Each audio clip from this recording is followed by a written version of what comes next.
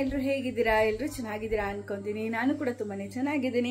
ತುಂಬ ದಿನ ಆದಮೇಲೆ ಮತ್ತೆ ಒಂದು ಹೊಸ ವ್ಲಾಗ್ನ ಮಾಡ್ತಾ ಇದ್ದೀನಿ.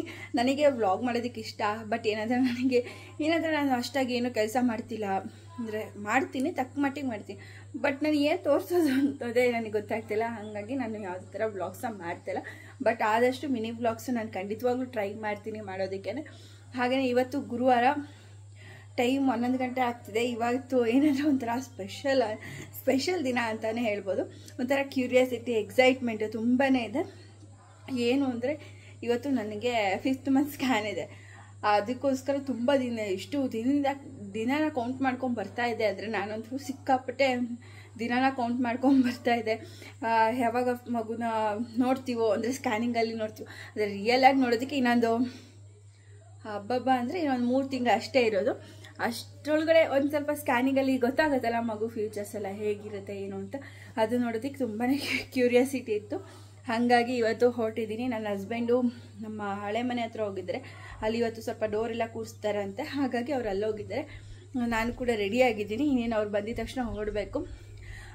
ತುಂಬ ಅಂದರೆ ತುಂಬ ಎಕ್ಸೈಟ್ ಆಗಿದ್ದೀನಿ. ಇವತ್ತು ಒಂಥರ ಖುಷಿ ಫೀಲಿಂಗ್. ಅದು ಎಕ್ಸ್ಪ್ರೆಸ್ ಮಾಡೋದಕ್ಕೆ ಆಗಲ್ಲ. ಯಾಕಂದರೆ ಎಲ್ಲ ಯಾರ್ಯಾರು ತಾಯಿ ಆಗ್ತಿದ್ರು ಅವರೆಲ್ಲರಿಗೂ ಗೊತ್ತಿರುತ್ತೆ. ಸ್ಕ್ಯಾನಿಂಗ್ ದಿನ ಒಂಥರ ನರ್ವಸ್ ಇರುತ್ತೆ, ಏನಂತಾರೋ ಏನೋ. ಬಟ್ ನನಗೆ ಏನೋ ಆ ಥರ ನೆಗೆಟಿವ್ ಥಾಟ್ ಏನೂ ಇಲ್ಲ. ಯಾಕಂದರೆ ಎಲ್ಲ ನಾರ್ಮಲ್ ಆಗಿರುತ್ತೆ ಅಂದ್ಕೊಂಡಿದ್ದೀನಿ. ಗೊತ್ತಿಲ್ಲ, ಅದು ಸ್ಕ್ಯಾನಿಂಗ್ ರಿಪೋರ್ಟ್ ಬಂದಮೇಲೆ ಗೊತ್ತಾಗೋದು. ಅಲ್ಲಿ ತನಕ ನಾನು ಕೂಡ ಏನೂ ಹೇಳೋಕ್ಕಲ್ಲ. ಬಟ್ ನನಗೆ ಮಗು ಫ್ಯೂಚರ್ಸ್ ಎಲ್ಲ ನೋಡೋದು ತುಂಬ ಕಾತುರದಿಂದ ಕಾಯ್ತಿದ್ದೀನಿ. ನನಗೆ ಅಷ್ಟಾಗಿ ಎಲ್ಲೂ ಕೂಡ ಮೂಮೆಂಟ್ ಗೊತ್ತಾಗ್ತಿಲ್ಲ. ಬಟ್ ಹೊಟ್ಟೆ ಎಲ್ಲ ಸ್ವಲ್ಪ ದೊಡ್ಡಕ್ಕಾಗಿದೆ. ಮೂಮೆಂಟ್ ಎಲ್ಲ ನನಗೆ ಅಷ್ಟಿನ ಗೊತ್ತಾಗಿಲ್ಲ. ನೋಡಬೇಕು, ಅದನ್ನು ಕೂಡ ಡಾಕ್ಟರ್ ಹತ್ರ ಮಾತಾಡಬೇಕು. ಅಂದರೆ 24 ವೀಕ್ಸ್ ಒಳಗಡೆ, 16 ವೀಕ್ಸಿಂದ ಹಿಡಿದು 24 ವೀಕ್ಸ್ ಒಳಗಡೆ ಆಗುತ್ತೆ ಅಂತಿದ್ದಾರೆ. ಬಟ್ ನನಗೆ ಅಷ್ಟಾಗಿ ಎಲ್ಲೂ ಏನೂ ಗೊತ್ತಾಗೋದಿಲ್ಲ. ಅಂದರೆ ಜಸ್ಟ್ ಮೂವ್ ಆಗ್ತಿರೋದು ಮಾತ್ರ ಗೊತ್ತಾಗುತ್ತೆ. ಕಿಕ್ಕಿಂಗ್ ಎಲ್ಲ ಸ್ಟಾರ್ಟ್ ಆಗಿಲ್ಲ ನನಗಿನ್ನ. ಹಾಗಾಗಿ ಅದನ್ನೆಲ್ಲ ಮಾತಾಡ್ಕೊಬರ್ಬೇಕು. ಹಾಗೆ ನನ್ನ ಮಗ ಕೂಡ ಬರ್ತಿದ್ದಾನೆ. ಅವನು ಹೇಳ್ತಿದ್ದಾನೆ, ಅಮ್ಮ ನನಗೂ ಪಾಪು ತೋರ್ಸೋಕ್ಕೆ ಹೇಳಮ್ಮ ಅಂತ. ನೋಡಬೇಕು, ಅಂದರೆ ಅವನೊಬ್ಬನಿಗೆ ಮಾತ್ರ ಬಿಡ್ತಾನೆ ಅಂತ. ಮುಂಚೆ ಲಾಸ್ಟ್ ಟೈಮು ಅವ್ನು ಪ್ರೆಗ್ನೆಂಟಲ್ಲಿ ನನ್ನ ಹಸ್ಬೆಂಡ್ ಒಬ್ರನ್ನ ಬಿಟ್ಟಿದ್ರು ಹಾರ್ಟ್ ಬೀಟ್ ಎಲ್ಲ ತೋರಿಸೋದಕ್ಕೆ. ಅಂದರೆ ಸೌಂಡ್ ಬರ್ತಾರೆ ಅದನ್ನು ತೋರಿಸೋದಕ್ಕೆ ಮಾತ್ರ ಒಬ್ಬರನ್ನ ಒಳಗಡೆ ಬಿಟ್ಟಿದ್ರು. ಬಟ್ ಈ ಸತಿ ನಾನು ಕೇಳಿದೆ ಲಾಸ್ಟ್ ಟೈಮು, ಹಸ್ಬೆಂಡ್ ಏನಾದರೂ ಬಿಡ್ತೀರಾ ಅಂತ. ಇಲ್ಲ ಬಿಡಲ್ಲ ಅಂದರು. ಆದರೆ ನನ್ನ ಮಗನ ಒಬ್ಬನಾದರೂ ಹೇಗಾದರೂ ಕನ್ವಿನ್ಸ್ ಮಾಡಿ ಒಳಗೆ ಕರ್ಕೊಂಡು ಹೋಗಬೇಕು ಅಂದ್ಕೊಂಡಿದ್ದೀನಿ. ನೋಡೋಣ ಏನಾಗುತ್ತೆ ಅಂತ ಗೊತ್ತಿಲ್ಲ. ಇನ್ನೇನು ನೋಡಬೇಕು. ಇವತ್ತು ಗುರುವಾರ ಆಗಿರೋದ್ರಿಂದ ಫಸ್ಟು ದೇವಸ್ಥಾನ ಕೂಡ ಹೋಗಬೇಕು. ಸಾಯಿಬಾಬಾ ಮತ್ತು ರಾಘವೇಂದ್ರ ಸ್ವಾಮಿ ದೇವಸ್ಥಾನಕ್ಕೆ. ಅಲ್ಲಿ ಹೋಗಾದ್ಮೇಲೆ ನೆಕ್ಸ್ಟ್ ಅಲ್ಲೇ ನಿಯರೇ ಇರೋದು ಸ್ಕ್ಯಾನಿಂಗ್ ಸೆಂಟರು, ರಾಘವೇಂದ್ರ ಸ್ವಾಮಿ ದೇವಸ್ಥಾನದ ಹತ್ರ. ಅಂದರೆ ಕೆಲವೊಂದು ಸತಿ ಟೈಮ್ ತೊಗೊಳುತ್ತೆ ಅಂತಾರೆ. ಕೆಲವೊಂದಷ್ಟು ವಿಡಿಯೋ ನೋಡಿದೆ ನಾನು. ಆಮೇಲೆ ಸ್ಕ್ಯಾನ್ಗೆ ಸ್ವಲ್ಪ ಟೈಮ್ ತಗೊಳುತ್ತೆ ಅಂತ ಹೇಳ್ತಿದ್ರು. ಹಾಗಾಗಿ ಮತ್ತೆ ನಾನು ಸಂಜೆ ತನಕ ಕಾಯೋಕ್ಕಾಗಲ್ಲ. ಯಾಕಂದರೆ ಸಂಜೆ ನನ್ನ ಫ್ರೆಂಡ್ದೊಂದು ರಿಸೆಪ್ಷನ್ ಇದೆ, ಅಲ್ಲಿ ಕೂಡ ಹೋಗಬೇಕು. ನಾಳೆ ಬಂದು ಮತ್ತೆ ಟ್ರಾವೆಲ್ ಮಾಡ್ತಾಯಿದ್ದೀವಿ, ಬ್ಯಾಂಗ್ಳೂರ್ಗೆ ಹೋಗ್ತಾಯಿದ್ದೀವಿ ಹಸ್ಬೆಂಡ್ ಕಸಿನ್ ಮನೆಗೆ. ಇನ್ನು ಪ್ಯಾಕಿಂಗ್ ಕೂಡ ಆಗಿಲ್ಲ. ಸ್ಕ್ಯಾನ್ ಮುಗಿಸ್ಕೊಬಂದು ಪ್ಯಾಕಿಂಗ್ ಎಲ್ಲ ಮಾಡಿ ಮತ್ತೆ ಮನೆಗೆ ಹೋಗಬೇಕು. ಇಲ್ಲಾಂದರೆ ಸ್ವಲ್ಪ ನಿಧಾನಕ್ಕೆ ಹೋಗೋಣ ಅಂತ ಅಂದ್ಕೊಂಡು ಸುಮ್ಮನೆ ಆಗ್ಬೋದಾಗಿತ್ತು. ಮತ್ತು ಇಷ್ಟೊಂದರೆ ಕೆಲಸ ಇದೆಯಲ್ಲ. ಮತ್ತು ನಮ್ಮ ಡಾಕ್ಟ್ರು 1:15ಗೆ ಬರ್ತಾರೆ. ಅಷ್ಟರೊಳಗಡೆ ಸ್ಕ್ಯಾನಿಂಗ್ ಮುಗಿಸ್ಕೊಂಡ್ರೆ ನಮಗೂ ಕೂಡ ಕರೆಕ್ಟ್ ಆಗುತ್ತೆ ಅಂತ ಹೇಳಿ ಸ್ವಲ್ಪ ಬೇಗನೆ ಹೊರಟಿದ್ದೀವಿ. ಇನ್ನೇನು ಬರ್ತಾರೆ ನನ್ನ ಹಸ್ಬೆಂಡು. ಬಂದಿದ ತಕ್ಷಣ ಅವ್ರು ತಿಂಡಿ ತಿನ್ಕೊಂಡು ಹೊರಡೋದಷ್ಟೇ. ಇವತ್ತಿನ ದಿನ ಎಲ್ಲ ಹೇಗಿರುತ್ತೆ ಏನು ಎತ್ತ ಅಂತ ನಿಮ್ಮ ಜೊತೆ ಕೂಡ ಶೇರ್ ಮಾಡ್ತೀನಿ. ಹಾಗೆ ನಿಮ್ಗೇನಾದರೂ ಒಂದು ಸ್ವಲ್ಪನಾದರೂ ಈ ವಿಡಿಯೋ ಇಷ್ಟ ಆಯಿತು ಅಂದರೆ ಪ್ಲೀಸ್ ಲೈಕ್ ಮಾಡಿ, ಶೇರ್ ಮಾಡಿ, ಕಮೆಂಟ್ ಮಾಡಿ. ಹಾಗೆ ಇನ್ನು ಯಾರೆಲ್ಲ ನನ್ನ ಚಾನಲ್ಗೆ ಸಬ್ಸ್ಕ್ರೈಬ್ ಆಗಿಲ್ಲ ಪ್ಲೀಸ್ ಹೋಗಿ ಸಬ್ಸ್ಕ್ರೈಬ್ ಆಗಿ. ಹರ್ಷಿ ಕನ್ನಡ ಬ್ಲಾಗ್ಗೆ. ಇವಾಗ ತಳಗಡೆ ಹೋಗೋಣ ಬನ್ನಿ. ಯಾಕಂದರೆ ಅಲ್ಲಿ ಚಿನ್ನುಗೆ ಹೊರಗಡೆ ಬಿಟ್ಬಿಟ್ಟು ಸ್ವಲ್ಪ ಅನ್ನ ಕಲಿಸ್ಬಿಟ್ಟು ಹಾಕಬೇಕು. ಅದಕ್ಕೆ ಇವಾಗ ತಳಗಡೆ ಎಲ್ಲ ಫುಲ್ ರೂಮ್ಸ್ ಎಲ್ಲ ಲಾಕ್ ಮಾಡ್ಕೊಂಡ್ರೆ ಬಾಲ್ಕನಿ ಡೋರ್ಸ್ ಎಲ್ಲ ಲಾಕ್ ಮಾಡ್ಕೊಂಡು ಇವಾಗ ಹೋಗಬೇಕು. ಜಸ್ಟ್ ಏನಂದರೆ ಹಾಗೆ ಡೋರ್ಸ್ನ ತೆಗೆದ್ಬಿಟ್ಟಿರ್ತೀನಿ ನಾನು. ನಮಗೆ ಬೇಕು ಅಂದಾಗ ನಾವು ಕೆಳಗೆ ಹೋಗ್ತೀವಿ ಅಂದ್ರೂ ಲಾಕ್ ಮಾಡ್ಕೊಂಡು ಹೋಗ್ತೀವಿ. ಯಾಕಂದರೆ ಟೈಮ್ ಒಂದೇ ಥರ ಇರೋದಿಲ್ಲ, ಯಾಕೆ ಬೇಕು ಅಲ್ವಾ ಅಂತಂದ್ಬಿಟ್ಟು ನಾವು ಯಾವಾಗಲೂ ಲಾಕ್ ಮಾಡಿರ್ತೀವಿ. ನಾವೇನಾದರೂ ಮೇಲ್ಗಡೆ ಇದ್ದರೆ ಮಾತ್ರ ಡೋರ್ಸ್ ಎಲ್ಲ ಓಪನ್ ಆಗಿರುತ್ತೆ. ಅದರ್ವೈಸ್ ಎನಿ ಟೈಮ್ ಕ್ಲೋಸ್ ಮಾಡ್ತೀವಿ. ಈಗಿನ ಕಾಲದಲ್ಲಿ ಯಾರನ್ನೂ ನಂಬೋಕ್ಕಾಗಲ್ಲ. ಹಾಗಾಗಿ ನಾವೆಷ್ಟು ಕೇರ್ಫುಲ್ಲಾಗಿದ್ರೂ ಕಷ್ಟ. ಇದೆಲ್ಲ ಏನು ಹಾಕೋದಿಲ್ಲ, ಜಸ್ಟ್ ಬಾಲ್ಕನಿಗೆ ಮಾತ್ರ ಹಾಕೋದು ಅಷ್ಟೇ.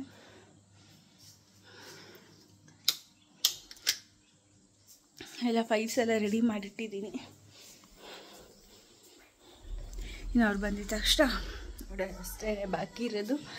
ತುಂಬ ಒಂಥರ ಎಕ್ಸೈಟ್ಮೆಂಟು, ಯಾಕಂದರೆ ನನಗಂತೂ ದಿನ ಯಾವಾಗುತ್ತೆ 10ನೇ ತಾರೀಕು ಯಾವಾಗುತ್ತೆ ಅಂತ ಹೇಳಿ ತುಂಬ ವೆಯ್ಟ್ ಮಾಡ್ತಾ ಇದ್ದೆ. ಅಂತೂ ಇಂತೂ ಇವತ್ತು ಆ ದಿನ ಬಂತು. ಹಾಗೆಯೇ ಇನ್ನೊಂದೇನೆಂದರೆ ಇವತ್ತು ಕರೆಂಟ್ ಇಲ್ಲ, ಹಾಗಾಗಿ ಸ್ವಲ್ಪ ನೀರಿನ ಪ್ರಾಬ್ಲಮ್ ಆಗಿದೆ.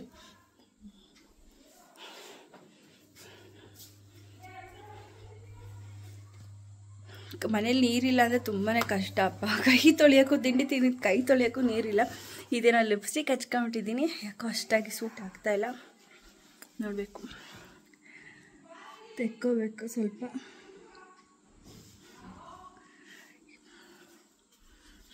ಈಗ ಕರೆಕ್ಟ್ ಆಯಿತು ಅಂದ್ಕೊತೀನಿ. ನೆನೆ ಕೂಡ ಒಂದು ಮದುವೆ ಇತ್ತು ನಮ್ಮ ಅಪ್ಪನ ಸೈಡ್ ರಿಲೇಷನ್ದು. ಅಂದರೆ ಲಾಸ್ಟ್ ಟೈಮ್ ಒಂದು ನವಂಬರ್ ಟೈಮಲ್ಲಿ ಒಂದು ರಿಸೆಪ್ಷನ್ ಅಂತೀನಿ, ಎಂಗೇಜ್ಮೆಂಟ್ಗೆ ಹೋಗಿದ್ನಲ್ಲ, ಅವ್ರದ್ದು ಮದುವೆ ಇತ್ತು. ಅದಕ್ಕೆ ನಾನು ನೈಟೇ ಹೋಗಿ ಬಂದೆ, ಮತ್ತು ಬೆಳಗ್ಗೆ ಹೋಗೋದಕ್ಕೆ ಆಗೋದಿಲ್ಲ ಅಂತ ಹೇಳಿ ಇವಾಗ ಮತ್ತೆ ಅಲ್ಲಿಗೆ ಹೋಗಬೇಕು ಅಂದರೆ ಮತ್ತೆ ಇಲ್ಲಿ ಲೇಟ್ ಆಗಿಬಿಡುತ್ತೆ ಅಂತ ಹೇಳಿ ನನಗೆ ನೈಟೇ ಪ್ಲ್ಯಾನ್ ಮಾಡ್ಕೊಂಡು ಹೋಗಿ ಬಂದುಬಿಟ್ಟೆ. ಇವಾಗ ಏನಿದ್ರು ಹಾಸ್ಪಿಟ್ಲಿಗೆ ಹೋಗೋದಷ್ಟೇ. ತುಂಬ ಅಂದರೆ ತುಂಬ ಎಕ್ಸೈಟ್ಮೆಂಟಲ್ಲಿದ್ದೀನಿ ನಾನಂದರೂ. ಯಾವಾಗ 10ನೇ ತಾರೀಕು ಬರುತ್ತೋ ಅಂತೇಳಿ ತುಂಬ ವೆಯ್ಟ್ ಮಾಡ್ತಿದ್ದೆ. ಹಾಗೆಯೇ ನನಗೆ ಇನ್ನೊಂದೇನೆಂದರೆ, ನನಗೆ ಪ್ರತಿ ಸಲ ಸ್ಕ್ಯಾನಿಂಗು ಬರೋದೇ ಗುರುವಾರ. ಅದೇನೋ ಒಂದು ಮಿರಾಕಲ್ ಅನಿಸುತ್ತೆ. ಪ್ರತಿ ಸರಿನೂ ಗುರುವಾರನೇ ಬರೋದು. ಅವನಿಗೆ ಕೆಲವೊಂದು ವಿಚಾರನೂ ಅಷ್ಟೇ, ಏನಾದರೂ ಮಾಡಬೇಕು ಅಂದ್ಕೊಂಡ್ರೂ ನಾವು ಕೂಡ ಗುರುವಾರನೇ ಸ್ಟಾರ್ಟ್ ಮಾಡೋದು. ನನ್ನ ಹಸ್ಬೆಂಡ್ ಆಗಿರ್ಬೋದು, ಅಂದರೆ ನಾನು ಕೂಡ ಏನಾದರೂ ಅಂದ್ಕೊಂಡ್ರೆ ಅದು ಗುರುವಾರದಿಂದನೇ ಸ್ಟಾರ್ಟ್ ಆಗುತ್ತೆ. ಎಸ್ಪೆಷಲಿ ನನ್ನ ಹಸ್ಬೆಂಡ್ ಏನಾದರೂ ಮಾಡಬೇಕು ಅಂದರೆ ಅವರು ಗುರುವಾರದಿಂದನೇ ಸ್ಟಾರ್ಟ್ ಮಾಡೋದು. ಹಾಗೆ ಇದೊಂದು ಸ್ಕ್ಯಾನಿಂಗ್ ಇನ್ನೊಂದರೂ ತುಂಬ ಮಿರಾಕಲ್ಲು. ಯಾಕೆಂದರೆ ಪ್ರತಿ ಸಲಿನೂ ನಾವು ಗೊತ್ತಿಲ್ಲದೆ ಆಗಿರುತ್ತೋ, ಗೊತ್ತಿದ್ದು ಅದು ಏನೋ ಒಂದು ಪವಾಡನೋ ಏನೋ ಗೊತ್ತಿಲ್ಲ, ಗುರುವಾರನೇ ಬರೋದದು ಸ್ಕ್ಯಾನಿಂಗು. ನನಗೆ ಗೊತ್ತಿರಲಿಲ್ಲ. ನಾನು 10ನೇ ತಾರೀಕು ಅಂತೇಳಿ ಸುಮ್ಮನೆ ಆಗಿಬಿಟ್ಟಿದ್ದೆ. ಸುಮ್ಮನೆ ಅವತ್ತೊಂದು ದಿನ ಕ್ಯಾಲೆಂಡರ್ನ ತೆಗ್ದು ನೋಡ್ತಾ ಇದ್ದೆ, ಗುರುವಾರ. Full shock. ನಾನು ಹೋಗಿ ನನ್ನ ಹಸ್ಬೆಂಡಿಗೆ ಹೇಳ್ತಾ ಇದ್ದೆ, ಇವತ್ತು ನೋಡು ಸ್ಕ್ಯಾನಿಂಗಿಗೆ ಈ ಸರಿನೂ ಸ್ಕ್ಯಾನಿಂಗಿಗೆ ಗುರುವಾರನೇ ಬಂದಿದೆ ಅಂತ ಹೇಳಿ. ಅವರು ಒಂಥರ ಶಾಕ್. ಒಂದೇನೋ ಮಿರಾಕಲ್ ಬಿಡು, ಅದು ಪ್ರತಿ ಸಲಿನೂ ಹಾಗೆ ಆಗುತ್ತೆ. ಅದು ನಮ್ಗೆ ಅಂದ್ಕೊಂಡೇ ಇರೋದಿಲ್ಲ ಗುರುವಾರ ಬರುತ್ತೆ ಅಂತ. ಬಟ್ ಆದರೂ ಗುರುವಾರನೇ ಬಂದಿರುತ್ತೆ. ನಮಗೊಂಥರ ಖುಷಿ. ಅದೊಂದು ಮಾತ್ರ ತುಂಬಾ ಮಿರಾಕಲ್. ಅದು ನಮ್ಮ ಲೈಫಲ್ಲಿ ಈ ಥರ ಕೆಲವೊಂದು ವಿಚಾರಗಳು ನಡೆಯುತ್ತಲ್ಲ, ಅದು ಮಿರಾಕಲ್ಲೇ ಅದು. ಯಾಕಂದರೆ ಅವರು ಕೂಡ ಏನೇ ಸ್ಟಾರ್ಟ್ ಮಾಡಬೇಕು ಅಂದ್ರೂ ಗುರುವಾರದಿಂದನೇ ಸ್ಟಾರ್ಟ್ ಮಾಡ್ತಾರೆ. ಏನೇ ಒಂದು ವಿಚಾರ ಪರ್ಸ್ನಲ್ದು, ಹಾಗೆ ಅವರು ರಿಯಲ್ ಎಸ್ಟೇಟ್ ಮಾಡ್ತಾರೆ, ಅದು ಆ ಒಂದು ಕೆಲಸದ ಬಗ್ಗೆನೂ ಅಷ್ಟೇ ಗುರುವಾರನೇ ಸ್ಟಾರ್ಟ್ ಮಾಡೋದು. ಬನ್ನಿ, ಲೇಟ್ ಆಗಿಬಿಡುತ್ತೆ. ನಾನು ಮಾತಾಡ್ಕೊಂಡು ಕೂತ್ಕೊಂಬಿಟ್ಟಿದ್ದೀನಿ. ಇವಾಗ ಅಲ್ಲಿ ಹೋಗ್ಬಿಟ್ಟು ಚಿನ್ನಗೆಲ್ಲ ಬಿಡಬೇಕು. ಈ ಬಿಟ್ಟಿದ ತಕ್ಷಣ ಓಡೋಗ್ಬಿಡುತ್ತಿದ್ದು.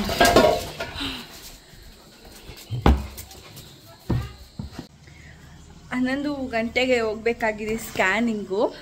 12:30 ಆದರೂ ಹೊರಟಿಲ್ಲ. ಇವಾಗ ಹೊರಡ್ತಾ ಇದ್ದೀವಿ. ನೀರು ಬೇರೆ ಇಲ್ಲ. ಅವ್ರು ಬಂದಿದ ತಕ್ಷಣ ತಿಂಡಿ ತಿನ್ನಬೇಕಿತ್ತು. ಬಂದಿದ್ದೆ 11:30 ಮಾಡಿದ್ರು. ಬಂದು ತಿಂಡಿ ತಿಂದು ಹೊರಡೋ ಅಷ್ಟೊತ್ತಿಗೆ ಇಷ್ಟೊತ್ತಾಯಿತು. ಇವಾಗ ಹೊರಡಬೇಕು. ದೇವಸ್ಥಾನಕ್ಕೆ ಬೇರೆ ಹೋಗ್ಬೇಕು ಅಂದ್ಕೊಂಡಿದ್ದೀನಿ. ಏನಾಗುತ್ತೆ ಅನ್ನೋದು ಗೊತ್ತಿಲ್ಲ. ಇವಾಗ ಗುರುವಾರ ಬೇರೆ ಅಲ್ವಾ, ಒಂದು ಕೈ ತೊಳ್ಕೊಳ್ಳೋಕ್ಕೂ ನೀರಿಲ್ದಂಗೆ ಆಗಿಬಿಟ್ಟಿದೆ ಇವತ್ತು. ಹೇಗೋ ಟ್ಯಾಂಕಿಂದ ತೊಗೊಬಂದಿದ್ರು, ಅದನ್ನೇ ಮ್ಯಾನೇಜ್ ಮಾಡ್ಕೊಂಡಿದ್ದೀವಿ. ಸ್ಕ್ಯಾನಿಂಗ್ ಸೆಂಟ್ರಲ್ಲಿ ಹೋದ್ಮೇಲೆ ಅಲ್ಲಿ ಎಷ್ಟು ಜನ ಇರ್ತಾರೋ ಏನು ಕತ್ತೇನೋ ಒಂದೂ ಗೊತ್ತಿಲ್ಲ. ಇವತ್ತು ಎಲ್ಲ ಉಲ್ಟಾ ಪಲ್ಟಾ ಕೇಸ್ ಆಯ್ತು ಇವತ್ತು. ಬಿಸಿಲು ಮಾತ್ರ ಸಾಕತ್ತಿದೆ. ಅಲ್ಲಿ ಕಾರಲ್ಲಿ ಹೋದರೆ ಮಾತ್ರ ಪಾರ್ಕಿಂಗೇ ಇರಲ್ಲ. ಹಂಗಾಗಿ ಅರ್ಧ ನಾವು ಬೈಕಲ್ಲಿ ಹೋಗ್ತೀವಿ. ನನ್ನ ಮಗ ನೋಡಿ ಕೂತ್ಕೊಂಡ್ಬಿಟ್ಟಿದ್ದಾನೆ. ನಾವು ದೇವಸ್ಥಾನಕ್ಕೆ ಹೋಗೋಷ್ಟರಲ್ಲಿ 12:45 ಏನೋ ಆಗಿತ್ತು. ಫಸ್ಟ್ ಹೋಗಿದ್ದು ನಾವು ಸಾಯಿಬಾಬಾ ದೇವಸ್ಥಾನಕ್ಕೆ. ಯಾವಾಗಲೂ ಅಷ್ಟೇ ಗುರುವಾರ ಟೈಮು ಫಸ್ಟು ಸಾಯಿಬಾಬಾ ದೇವಸ್ಥಾನಕ್ಕೆ ಹೋಗಿ ರಾಯರ ಮಠಕ್ಕೆ ಹೋಗಬೇಕು. ಹಾಗೆಯೇ ಅಲ್ಲಿ ಮಸಾಲ ಮಜ್ಜಿಗೆ ಕೊಟ್ಟರು, ಅದನ್ನು ಕೂಡ ಕುತ್ಕೊಂಡು ಇನ್ನು ರಾಘವೇಂದ್ರ ಸ್ವಾಮಿ ದೇವಸ್ಥಾನಕ್ಕೆ ಹೋಗಿ ಮಸಾಲ ಮಜ್ಜಿಗೆ ತುಂಬ ಚೆನ್ನಾಗಿತ್ತು. ಇನ್ನು ರಾಘವೇಂದ್ರ ಸ್ವಾಮಿ ದೇವಸ್ಥಾನದ ಹತ್ರನೇ ಇರೋದು ಸ್ಕ್ಯಾನಿಂಗ್ ಸೆಂಟರು. ನಾನು ಇಲ್ಲೇ ರೆಗ್ಯುಲರಾಗಿ ಮಲ್ನಾಡ್ ಹೈಟೆಕಲ್ಲೇ ನಾನು ತೋರಿಸ್ತಾ ಇರೋದು. ಈ ಸತಿ ಫಸ್ಟ್ ಫ್ಲೋರಿಗೆ ಕಳಿಸಿದ್ರು, ಯಾಕೋ ಗೊತ್ತಿಲ್ಲ. ಗ್ರೌಂಡ್ ಫ್ಲೋರಲ್ಲೇ ಮಾಡ್ತಾಯಿದ್ರು. ಹಾಗೆಯೇ ಮಾಸ್ಕ್ ಬೇಕಿತ್ತು ಅಂತೇಳಿ ಹಾಗೆ ಮೆಡಿಕಲ್ ಶಾಪಿಗೆ ಹೋಗಿದೆ. ತುಂಬಾ ಹಾಸ್ಪಿಟ್ಲಲ್ಲಿ ತುಂಬ ಕ್ರೌಡ್ ಇದೆ ಅಂತೇಳಿ ಮಾಸ್ಕ್ ಇಟ್ಕೊಳ್ಳೋಣ ಅಂತ ಬಂದಿದ್ದೀವಿ. ಅಲ್ಲಿ ಅಪೋಲೋದಲ್ಲಿ ಇರಲಿಲ್ಲ. ಇಲ್ಲೇ ಬೇರೆ ಇನ್ನೊಂದು ಮೆಡಿಕಲ್ ಇದೆ, ಅಲ್ಲಿಗೆ ಬರ್ತಾ ಇದ್ದೀನಿ ಅಂತ ಹೇಳ್ತಿದ್ದೀನಿ. ಕವನ್ ಇಲ್ಲ ಅಂದರೆ ನಾವೇನು ತಲೆ ಕೆಡಿಸ್ಕೊತಿರ್ಲಿಲ್ಲ. ಕವನ್ ಇದ್ದಾನಲ್ವಾ ಅಂತ ಹೇಳ್ಬಿಟ್ಟು ನನ್ನ ಹಸ್ಬೆಂಡು ಹೋಗಿ ಮಾಸ್ಕ್ ತೊಗೊಬ ಅಂತ ಹೇಳಿದ್ರೆ, ಅಷ್ಟು ಸಿಕ್ಕಾಪಟ್ಟೆ ಕ್ರೌಡ್ ಇದೆ. ಈಗ ಬೇಸಿಗೆ ಅಲ್ವಾ, ಏನೇನು ಆಗ್ತಿರುತ್ತೋ ಒಬ್ಬೊಬ್ಬರಿಗೆ ಗೊತ್ತಿರೋದಿಲ್ಲ, ಯಾಕೆ ಬೇಕು ಇನ್ಫೆಕ್ಷನ್ಸ್ ಆದರೆ ಅಂತ ಹೇಳಿ ಬಂದಿದ್ದೀವಿ.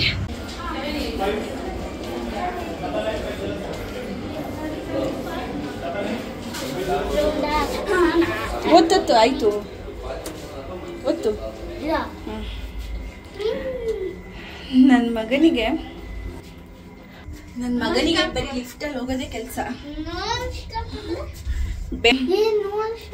ಇನ್ನು ಸ್ಕ್ಯಾನಿಂಗ್ ಸೆಂಟ್ರಲ್ಲಿ ತುಂಬಾ ಕ್ರೌಡ್ ಇತ್ತು. ಕವನ್ ಕೂಡ ಐಸ್ ಕ್ರೀಮ್ ತಿನ್ನಬೇಕು ಅಂತ ಹೇಳ್ತಿದ್ದ ಅಂತೇಳಿ ಹಾಗೆ ಪಕ್ಕದಲ್ಲೇ ಐಸ್ ಕ್ರೀಮ್ ತಿನ್ಕೊಂಬರೋಣ ಅಂಥೇಳಿ ಬಂದಿದ್ವಿ. ಇನ್ನು ನಾನು ಚಾಕೋಬಾರು ಅವ್ರಿಗೆ ಯಾವುದೇ ದಿವಸ ಅವ್ರು ತೊಗೊಂಡ್ರು ಅದನ್ನು. ಹಾಗೆ ನಮ್ಮ ಕವನ್ ಹತ್ರ ತುಂಬ ವೆಯ್ಟ್ ಮಾಡ್ತಿದ್ದ, ಪಾಪುನ ಯಾವಾಗ ತೋರಿಸ್ತಾರೆ, ನನಗೆ ಯಾವಾಗ ಸ್ಕ್ಯಾನಿಂಗ್ ಕರೀತಾರೆ ಅಂತೇಳಿ. ಅವನು ಕೂಡ ಒಳಗೆ ಬರ್ತೀನಿ ಅಂತೇಳಿ ತುಂಬ ಆಟ ಮಾಡ್ತಿದ್ದ, ಆದರೆ ಬಟ್ ಒಳಗಡೆ ಬಿಡಲಿಲ್ಲ ಮಕ್ಕಳನ್ನಾಗಲಿ ಹಸ್ಬೆಂಡ್ನಾಗಲಿ. ಇನ್ನು ಬೇಗ ರಿಪೋರ್ಟ್ ಇಸ್ಕೊಂಡು ನಾವು ಕೂಡ ಹಾಸ್ಪಿಟ್ಲಿಗೆ ಹೋದ್ವಿ. ಇಮಿಡಿಯೇಟು ಡಾಕ್ಟರ್ ಇರ್ತಾರೆ ಅಂತೇಳಿ ಡಾಕ್ಟ್ರ್ ಇದ್ದರು ನಮ್ಮ ಲಕ್ಕಿಲಿ. ಹಾಗೆ ನಾವು ಕೂಡ ರಿಪೋರ್ಟ್ ಎಲ್ಲ ತೋರಿಸ್ಕೊಂಡ್ವಿ. ಇನ್ನು ನಮ್ಮ ಕವನಲ್ಲೇ ಓಪನ್ ಮಾಡಿ ನೋಡ್ತಾ ಇದ್ದ. ಹಾಗೆ ಯಾವುದೇ ಥರ ಪ್ರಾಬ್ಲಮ್ಸ್ ಇಲ್ಲ, ಎಲ್ಲ ಚೆನ್ನಾಗಿದೆ ಅಂತ ಹೇಳಿದರು.